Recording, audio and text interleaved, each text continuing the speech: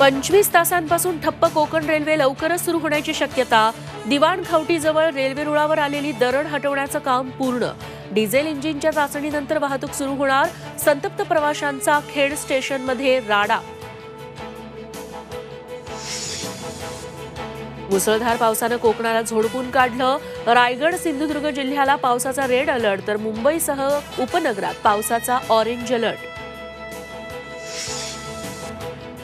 छगन भुजबळांनी घेतली शरद पवारांची भेट. महाराष्ट्राच्या राजकारणात मोठी खळबळ. आरक्षण वाद मिटवण्यासाठी पवारांची भेट घेतल्याची भुजबळांची माहिती. वंचित एमआयएमला सोबत घेऊन तिसरी आघाडी करण्याची अजित पवारांची तयारी. भाजपची नवी खेळी. विधान परिषद निवडणुकीआधी महाविकास आघाडीत धुसफूस. निकाल विरोधात गेल्यास महाविकास आघाडी सोडण्याची ठाकरेंची धमकी.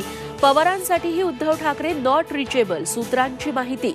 तर पाठिंबा देण्यावरून काँग्रेसमध्ये 2 गट.